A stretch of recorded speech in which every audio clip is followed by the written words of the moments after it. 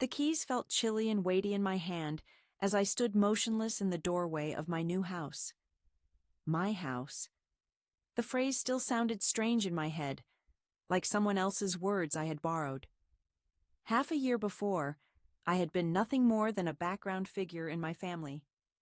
The daughter who somehow organized every event but never appeared on the guest list. The sister whose birthday sat forgotten on dusty calendars, while others were celebrated with matching outfits and pictures perfect for social media. My name is Claire, and I never imagined that a Christmas morning post online would shatter me open and set me free. I vividly recall how the cold blue glow from my phone cast shadows across my tiny apartment on that December Tuesday night. One more pointless scroll before sleeping after a long day filled with client meetings and pressing deadlines. Then my thumb halted, stuck above my sister Amber's newest post. There it was. My whole family gathered around our childhood Christmas tree. The very same tree I used to help decorate with every ornament, a memory I could recite from heart. Mom's bright smile, her silver hair catching the morning light. Dad leaning in close to whisper something that made her laugh. My brother Ethan with his flawless wife and kids in those silly matching pajamas. And Amber, age 28, radiant as she showed off a stunning piece of jewelry. Best Christmas ever with the fam. So thankful for these people. The fam. Those three small words broke something deep inside me when I read them. I was 32. I was 28 years old and had not been invited to a family holiday for 6 years. Not for Christmas, not for Thanksgiving, nor for a single occasion when families are meant to come together and remember their connection. The cruel irony was that I used to be the heart of our family, the one who called everyone weeks ahead, arranged the menu, and made sure every ingredient for Mom's famous stuffing was ready. I was the bond until suddenly, without explanation or warning, I vanished from sight. Initially, I convinced myself it was just a mistake. You know how families can be. Everyone assumes someone else sent the invitation. So I showed up anyway, and they acted surprised, but greeted me with that uneasy atmosphere that makes your skin crawl with discomfort. Then, the pattern became painfully obvious. I would call Mom to ask about dinner times, and she gave vague, evasive answers that left me unsure. "Oh, we are just keeping it small this year," she said, her voice tight with something I could not identify. Or worse, "We are not sure if you will be free." As if my schedule had been booked solid for 6 continuous years. Later, I would see the proof all over social media. Large family gatherings filled with distant relatives, everyone's faces glowing with a sense of belonging. Everyone except me. The breaking point came 4 years ago on Mother's Day. That memory still stings like a fresh wound every time I let myself think about it. 3 days before I contacted Mom, my voice filled with eager hope. "Hey Mom, I want to drop by on Sunday to bring you some flowers and spend a little time with you." The pause that followed was so prolonged I glanced at my phone to ensure the call was still connected. When she finally responded, her tone carried an unmistakable hesitation. "Oh," she uttered, the single word hitting me like a weight. "Well, all right. Yes, come over." It was far from the enthusiasm you might expect from a mother whose daughter is eager to celebrate her, but I chose to ignore my doubts. I picked up her favorite white roses, spending much more than necessary on a bouquet that would soon fade on my kitchen counter. I wore the blue dress she had once praised, the one that made me feel confident and put together. The 45-minute drive to their suburban home felt full of hope. The roses rested in the passenger seat like a symbol of peace, their scent filling the car with promise.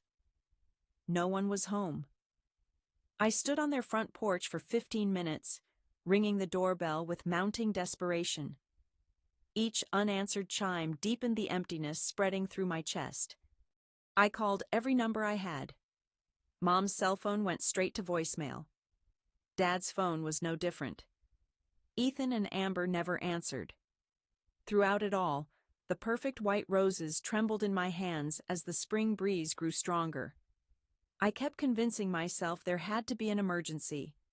Perhaps someone was in the hospital. Perhaps there was a logical reason why my whole family disappeared on Mother's Day, even though they knew I would be coming. I drove home consumed by confusion and pain, yet I held on to hope as if it were a saving grace. I placed those costly roses in a vase on my kitchen table, waiting for someone, anyone, to reach out and clarify what was happening. Then Amber shared the pictures. Mother's Day brunch at Morgan's with the best family ever. There they all were, smiling over mimosas and eggs Benedict at a fancy downtown restaurant. Mom wore a corsage, not the white roses I had brought, but different flowers someone else had given her. They had made plans, booked a table, spent the morning together honoring the woman who raised us, and not one of them had thought to invite me. That was when I stopped trying.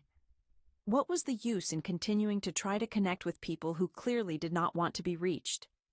I still send obligatory birthday messages because some routines are hard to break, but I stopped asking about holidays, stopped pretending to be part of whatever they were sharing. And here comes the hardest truth. No one noticed. No one called to ask where I was or why I had gone silent. My absence was apparently so insignificant, it did not even register in their world.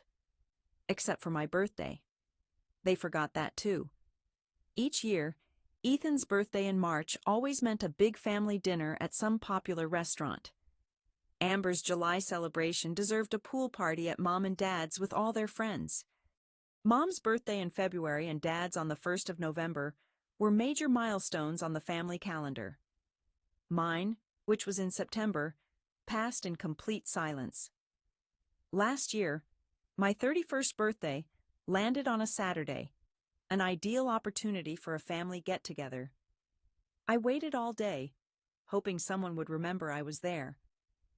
By 8 in the evening, I accepted reality and ordered takeout for myself. I spent the night alone on the couch, watching Netflix, battling the thought that I wasn't pathetic for feeling so abandoned. Around 10, my phone finally buzzed with a message from Amber. She texted, "OMG, sorry. Happy belated birthday. Work has been insane." Working on a Saturday night, really? So there I was, looking at Amber's flawless Christmas post, when something inside me finally broke. Not in anger, but in sudden understanding. It was as if I could see the entire picture instead of just desperately wondering what I'd done wrong. I realized I didn't need this anymore. I didn't have to keep hoping they would remember I existed, or feel like there was something inherently wrong with me because my own family treated me as a burden. What I truly needed was my own space, my own life, and even my own Christmas tree if I wanted one. I closed Instagram and opened my contacts. Morgan had been my realtor friend since college and always told me to call when I was ready to buy. Well, I was definitely ready. She answered on the third ring.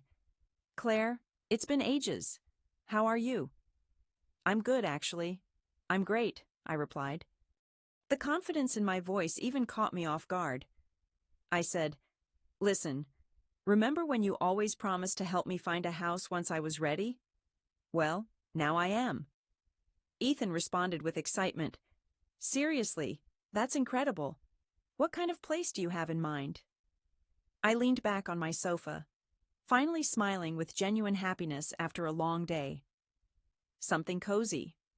Not too big, but comfortable. In a nice neighborhood. Ideally, ready to move into right away. We spent a while discussing finances. It turned out all those years of avoiding expensive vacations, group gifts, or any typical family outings had allowed me to save quite a bit. The irony was not lost on me. Their lack of support had unwittingly paved the way for my independence. Once we ended the call, I noticed a strange lightness in my chest, as if I had been holding my breath for 6 years and only just remembered how to breathe out. The 6 weeks that followed felt like a surreal dream. Morgan helped me find an ideal house, a charming small blue colonial situated on Oakwood Lane that had just become available. The owner was moving for work and was eager to sell it fully furnished. From the moment I stepped inside, I was certain it was the right choice. Warm sunlight streamed through the large windows, casting a golden glow over the hardwood floors. The modern kitchen shone with granite countertops and stainless steel appliances. Upstairs, 2 bedrooms promised space for relaxation and a dedicated home office. Outside, the quaint backyard included a stone patio, perfect for morning coffee and quiet evenings of reflection. Everything appeared deliberate and inviting, from the soft gray sofa to the white wooden bed frame, and even the high-quality dishes stored in the cabinets. This was more than just a building. It embodied the structure of a life I genuinely desired to live. That very afternoon, I submitted an offer. After 2 days, it was accepted. 5 weeks following my decision to transform my life, I found myself standing inside my own house, holding my own keys. The word home still felt strange but increasingly pleasant. It is important to note that I work at Horizon Marketing as a senior account manager.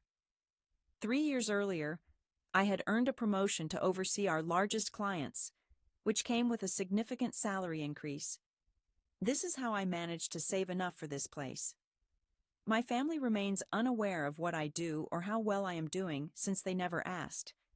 2 weeks after settling in, I chose to hold a housewarming celebration.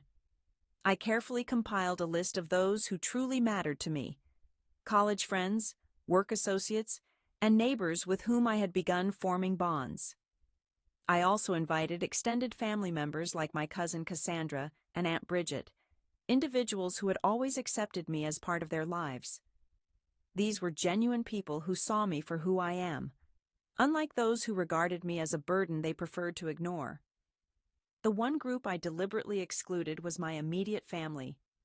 Neither Mom, Dad, Ethan, nor Amber received a single call or message. For the first time in my adult existence, I hosted an event where they were not automatically included. When Saturday came, my cozy home was filled with lively conversations and joyful laughter. The noises echoed through my walls in a truly beautiful harmony of belonging. Uncle Raymond arrived carrying his renowned potato salad. My co-worker Evangeline showed up with some champagne.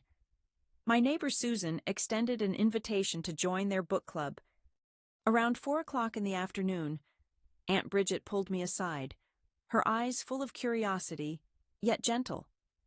"Sweetheart, this is such a lovely gathering," she remarked, glancing at all the warm, joyful faces. "But where are your mom and dad? Where is Ethan and Amber?" I met her gaze squarely, free of any embarrassment as I answered, "I did not invite them." Her eyebrows rose slightly. "Oh, has something happened?" "Yes.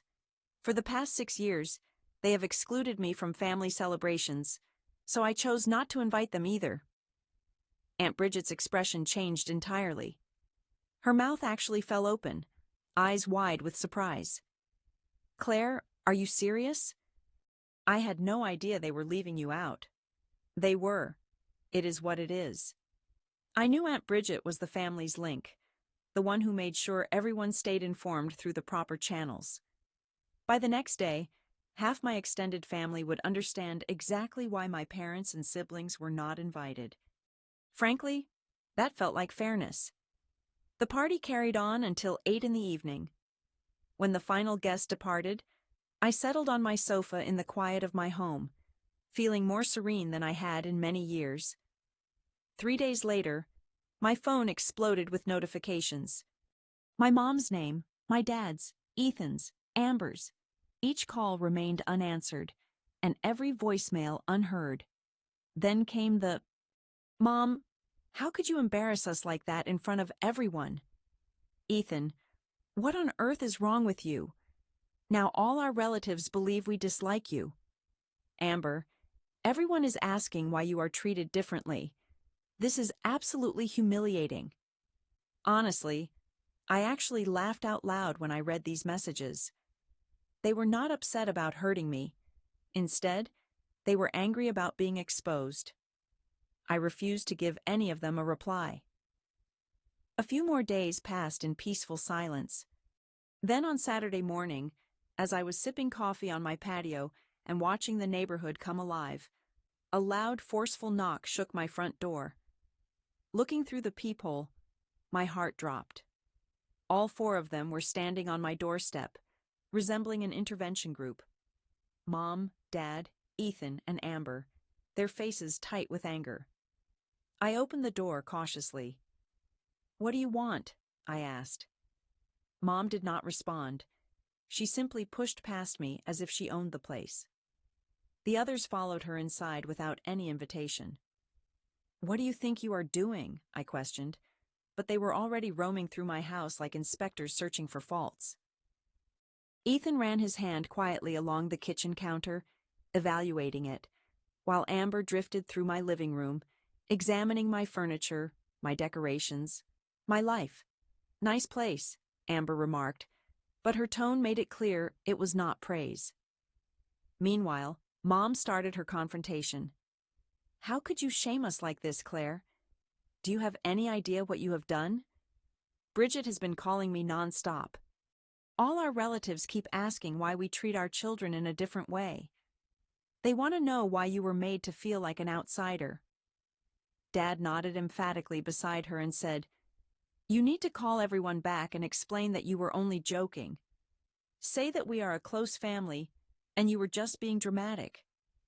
I stared at these four people sharing my blood, but apparently nothing else. "Why have you not invited me to family gatherings for the past 6 years?" The room became unbearably silent. Mom's mouth opened and closed silently, like a fish suddenly stranded on dry land. Dad showed an intense fascination with the floor beneath him. Mom started to speak, but soon dissolved into incoherent mumbling. "You do not even wish me happy birthday," I added, my voice calm despite the shake in my hands. Both my parents turned bright red, clear signs of guilt visible on their faces. Ethan and Amber returned from their unauthorized tour of the house. Amber flopped onto my couch as if it was hers, radiating a sense of entitlement from her posture. "So, how did you afford this place?" she asked, narrowing her eyes. "It looks amazing. It must have cost a fortune. If you cared about my life, you would know I have held a senior position at my company for 3 years. I earn well," I replied. Mom quickly re-entered the discussion, using deflection, her usual tactic. "Well, you never told us about your promotion. How could we know if you never said anything?" I looked her in the eye, something I had been avoiding for far too long. "What is the name of the company I work for?" Nothing. Complete silence. They exchanged looks like students caught off guard by a surprise quiz, each silently hoping somebody else had done the homework. Mom's eyes flickered towards Dad. Dad glanced at Ethan. Ethan looked over at Amber. Amber suddenly became fascinated by her freshly done nails. None of them had a clue where I was employed. None had ever bothered to ask. I stood up and headed to the front door, opening it wide. "It is time for you to leave." Mom's jaw dropped entirely in genuine surprise. "You will not even offer us tea?" "I have already done more for you than you ever did for me," I said, my voice steady but resolute. "At least I am allowing you to leave with some dignity, rather than abandoning you on a doorstep with flowers like you did to me on Mother's Day." Mom's cheeks turned even redder. She opened her mouth to argue, then shut it without a word. One by one, they filed out of my home. Dad avoided meeting my gaze. Ethan shook his head, as if I was the one being unreasonable. Amber hesitated at the doorway. "This is not over," she warned. "Yes, it is," I replied, firmly closing the door behind her. I leaned against it, listening to their heated whispers echoing in my driveway, before a car door slammed and they drove off, carrying their toxic energy away with them. After they left, I expected peace. I thought they would retreat, nurse their wounds, and pretend none of this ever occurred. But clearly, My family does not give up that easily when their reputation is on the line. 3 days later, an email arrived in my inbox from Dad. The subject read, "Family Dinner Invitation." I nearly deleted it without opening, but my curiosity got the better of me. "Dear Claire, your mother and I would love to have you join us for dinner this Sunday at 6 o'clock in the evening. We will be serving pot roast and sweet potato casserole. We hope you can make it. Love, Dad." The formal tone struck me as odd and detached, as if I were a distant acquaintance they were grudgingly inviting. I deleted the message without replying. The following day, Amber sent me a text saying, "Want to go shopping this weekend? There is a sale at Nordstrom, and I thought we could hang out like we used to." Like old times? What old times? We had not gone shopping together since my college years. I left her message unread. Ethan tried another tactic. He emailed me pictures from our childhood. One showed him teaching 6-year-old me to ride a bike while he stood watchful at 10 years old. Another captured the three of us making a snowman in the backyard, our faces glowing from cold and happiness. His note read simply, "Remember when we were close? I miss those days." I stared at those photos for a long time, feeling the burden of what was lost. We had been close once before they decided I was not worth keeping. I closed the email without responding. A week passed with more attempts. Mom left voicemails asking if I needed anything for the house. Dad sent another dinner invitation. Amber called twice. I stayed silent. I thought perhaps they were finally understanding when Mom showed up at my door once more. This time she arrived alone, appearing somehow smaller. There was less anger fueled by righteousness, and more a desperate begging.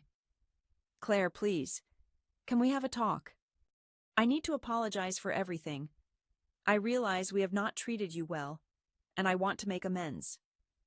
She looked at me with sorrowful, pleading eyes that almost shattered my determination. For a moment, I nearly felt a spark of sympathy.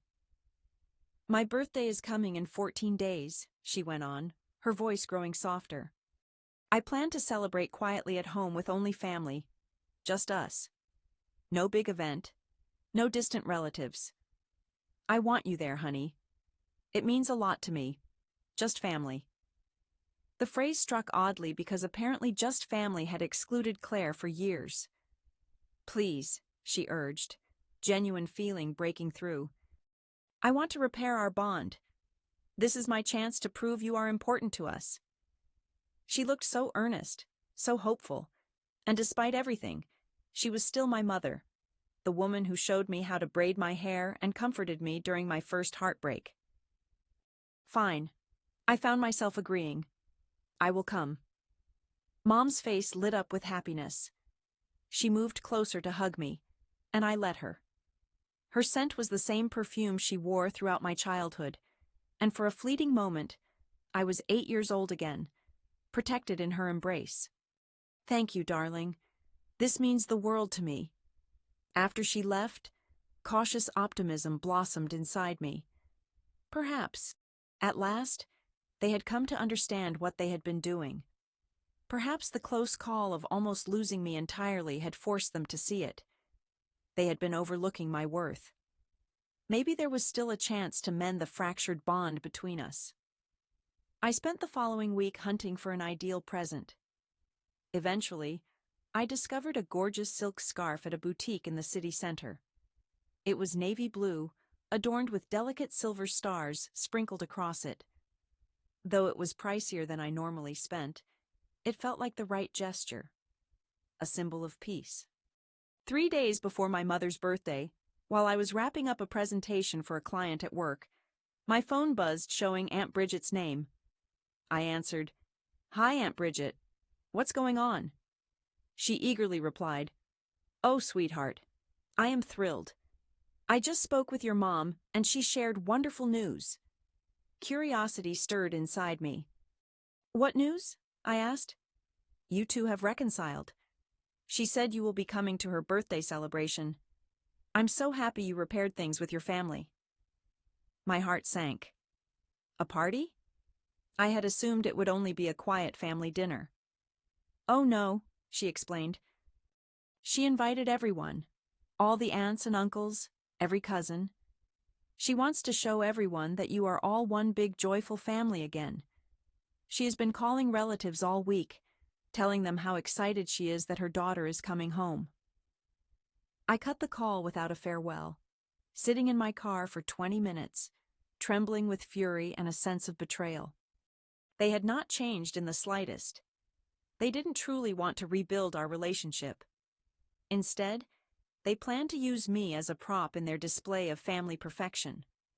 They intended to showcase me before the relatives so that no one would keep asking uncomfortable questions about why I had been left out. This gathering was never about caring for me or missing me. It was all about safeguarding their image. I went to the mall and returned the gift meant for Mom. The sales clerk inquired if there was an issue with the scarf.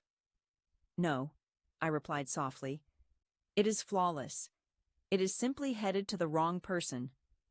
I did not call Mom to cancel. I did not send her emails or even dispatch a messenger. If she wanted to exploit me for her little spectacle, then she could wonder where her leading star had vanished. Sunday, Mom's birthday, arrived. I switched off my phone at 5 and treated myself to a pleasant meal. Grilled chicken, roasted vegetables, and a glass of wine. I dined on my patio while watching the sunset bathe my small sanctuary in warm golden and pink hues. At 6:30, curiosity took hold again. I powered my phone back on to find 15 missed calls, 7 voicemails, and dozens of text messages.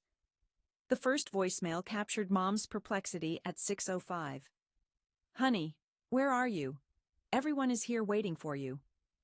By 6:15, impatience began creeping in. Claire, please call me back. People keep asking where you are. At 6:45, Dad had taken charge. Your mother is very upset. You need to get here immediately. Ethan sent a text at 7 o'clock. What the hell? Get your ass over here. Mom's crying. Amber at 7:15. Everyone is staring at us. This is so humiliating. Just come already. At 7:30, my phone rang again. This time I answered Aunt Bridget. Hello, Morgan. Claire, where are you? I am at your mother's gathering, and everyone is wondering about your whereabouts. Your mother keeps glancing at her phone and staring toward the entrance. Put the call on speaker so the group can hear me. There was some shuffling, and then Bridget's voice came through, faint but clear. All right, you're on speaker now. Everyone is listening. I took a deep breath to steady myself. Hello, everyone. I want to be clear that when my mother invited me here, she told me it would be only close family. She said it would be an intimate dinner with just us. She never mentioned inviting any of you. Soft conversations stirred nearby. She deceived me because she wanted to use me to show you all that we are a close-knit family. But we really are not. For 6 years, they have excluded me from every single holiday and birthday. Not a single one. And now they want to act like everything is perfect just to keep up appearances. The murmurs grew louder and more noticeable. I am not coming tonight, and I refuse to pretend any longer. They made their decision a long time ago, so now I am making mine. Goodbye. I hung up as my phone started buzzing with incoming calls. I muted it, poured myself another glass of wine, and returned to my patio. That night, I slept better than I had in many months. When Monday morning came, I woke feeling an incredible sense of relief, as if I had finally let go of a heavy burden I carried for years. Close to midday, there was a soft knock at my door. Through the window, I saw Aunt Bridget standing on the porch holding a casserole dish. I brought you lunch, she said. When I opened the door, I wanted to tell you about what happened after you ended the call last night. I invited her inside, and we sat down at my kitchen table. She set the casserole down and looked at me with a serious gaze. Sweetheart, right after your announcement, it was so quiet you could have heard a pin drop. Everyone just stared at your parents as if they had sprouted second heads. Then questions began to surface. What sort of questions? Uncle Raymond asked your father directly why you had not been invited for Christmas. Cousin Valerie wondered why you did not come to Thanksgiving. Your mother tried to explain, but only ended up making things worse. Bridget shook her head, clearly showing her disapproval. She claimed you were always busy with work. Then Ethan spoke up, mentioning you never told them about your job promotion. So, Valerie asked, what company do you work for? And nobody could give an answer. I pictured the scene vividly, our family struggling to defend themselves, while our relatives realized how little they truly knew about me. What happened afterwards? People began to leave. Uncle Raymond packed up his potato salad and told your parents he was disappointed. Valerie gave your mother a goodbye hug, but it felt cold. By 8 o'clock, only your closest family remained with a birthday cake. No one felt like eating. Bridget reached across and squeezed my hand warmly. Your mother was in tears. She kept insisting that everyone misunderstood her and that she loves all her children the same. Yet honestly, actions speak far louder than words. I do not feel sorry for her, I said plainly. You should not feel sorry. What they did to you was unfair. And last night only showed they still fail to understand the situation. Their intention was not to mend things with you, but to restore their own reputation. Over the following weeks, my family tried every possible method. They called from unknown numbers, hoping I would not recognize their voices. They sent emails that I deleted without reading. They left voicemails, which I erased immediately. Ethan even attempted to contact me through LinkedIn, which was almost laughable. Using a professional networking platform as a family intervention. 3 weeks after Mom's birthday fiasco, I was at the grocery store when I ran into Mrs. Pembroke, my childhood neighbor who had known my family for many years. Claire, how are you, dear? I heard you purchased a new house. That is exciting. I'm doing great, Mrs. Pembroke, truly well. That's wonderful to hear. You know, I saw your mother at the bank last week, and she looked very upset. She mentioned you two had some kind of disagreement. I gave a polite smile. It was not a mere disagreement. It was 6 years of them excluding me from their lives and my decision to be okay with that. Mrs. Pembroke's eyes grew wide. Oh my, I had no idea. Most people did not. But I am much happier now, and I meant it sincerely. I really am happier. My house feels like a home, not just a collection of rooms, but a refuge I have built. My career is still thriving. I recently secured another significant client. I've been seeing Owen from my book club, and he shows kindness in ways my own family never did. My life is filled with individuals who genuinely choose to be part of it, not those who treat me like an unwanted responsibility. Last weekend, I hosted Allison and her husband for dinner. We grilled burgers on my patio and enjoyed board games until midnight, laughing beneath the glow of string lights. No one brought up my family or asked why they were absent. No one made me feel like something important was missing, because truly, nothing is. I have everything I require. Yesterday marked my 33rd birthday. I took the day off work and indulged in a spa treatment. When I came back home, my phone was overflowing with messages from friends wishing me a happy birthday. Evangeline sent a stunning bouquet of lilies. My cousin Cassandra called to sing a slightly off-key but sincere version of Happy Birthday. Owen surprised me with a cake, and we ate it while watching an entertainingly awful movie. My immediate family remained completely silent, just like every year before. However, this time I did not spend the day glued to my phone or feeling the pain of disappointment. I celebrated with people who show their love by consistently being there, and it was flawless. I used to think that something was deeply wrong with me. I believed I must have committed some unforgivable mistake for my own family to distance themselves from me.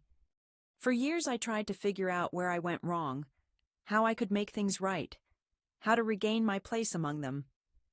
now I realize the issue was never about me. The truth is, they decided a long time ago that I was not worth the effort. I wasted too many years accepting their verdict as reality. But no longer. Today, I understand my value. It is not defined by whether my parents remember my birthday or include me in their holiday pictures. I am establishing my own customs. I am building a family made up of people who choose to love me sincerely and without conditions. For the first time in many years, I feel genuinely hopeful about what lies ahead. My biological relatives can keep their perfect little world where I do not exist. I will embrace my real, imperfect life where I truly matter. Honestly, I came out ahead. Thank you for listening, and if this story resonated with you, please share it with others who may need to hear that sometimes releasing the past is the most profound form of self-love. Don't forget to leave a comment and subscribe for more stories about discovering your worth beyond rejection. Remember, family is not always who you are born to, but the people you choose to be with.